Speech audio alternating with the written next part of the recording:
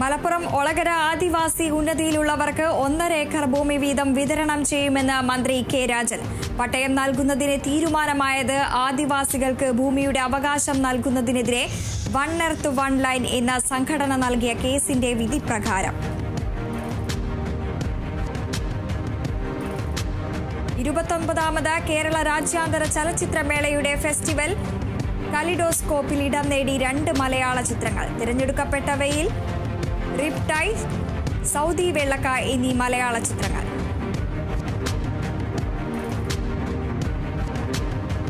കോഴിക്കോട് നാഥാപുരത്ത് മാലിന്യം കത്തിക്കുന്നതിനിടെ തീ പടർന്ന് പൊള്ളലേറ്റ വീട്ടമ്മയ്ക്ക് ദാരുണാന്ത്യം. മരിച്ചത് ചെക്യാട് സ്വദേശിനി കമല. അപകടം കഴിഞ്ഞ ദിവസം വീട്ടുപറമ്പിൽ ചപ്പുചവറുകൾ കത്തിക്കുന്നതിനിടെ.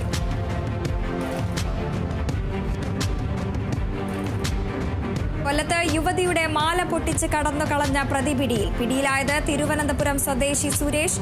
കൂട്ടുപ്രതിക്കായി അന്വേഷണം ഊർജിതമാക്കി പോലീസ്. കേസിനാസ്പദമായ സംഭവം നടന്നത് ഈ മാസം 19-ന്. ആലപ്പുഴ ചങ്ങനാശ്ശേരിയിൽ നഗരസഭയ്ക്കെതിരെ പ്രതിഷേധം. BJP ടൗൺ ഏരിയ കമ്മിറ്റികളുടെ നേതൃത്വത്തിൽ നഗരസഭയിലേക്ക് പ്രതിഷേധ മാർച്ചും ധർണയും സംഘടിപ്പിച്ചു.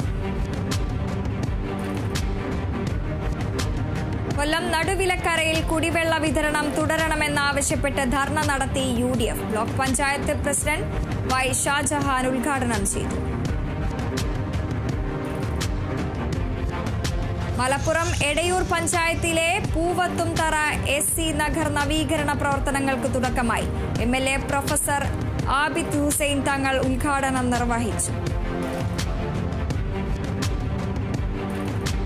തൃശൂർ കൊടകര സഹൃദയ കോളേജ് ജൻജാതീയ ഗൗരവ് ദിനാചരണം സംഘടിപ്പിച്ചു. പരിപാടി സംഘടിപ്പിച്ചത് കോളേജിലെ NSS യൂണിറ്റും IQACയും ചേർന്ന്. പരിപാടിയിൽ ഗോത്രവർഗങ്ങളുടെ തനത് കലാരൂപങ്ങളും ഗോത്രഭാഷയിലുള്ള നാടകവും അവതരിപ്പിച്ചു.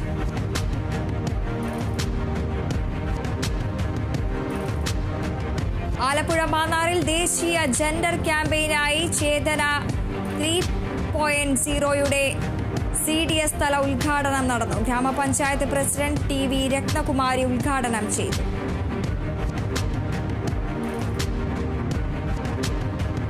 Thrissur Pazhuvil Saint Antony's Forane ദേവാലയത്തിൽ വിശ്വാസ പരിശീലന ദിനാഘോഷം നടത്തി.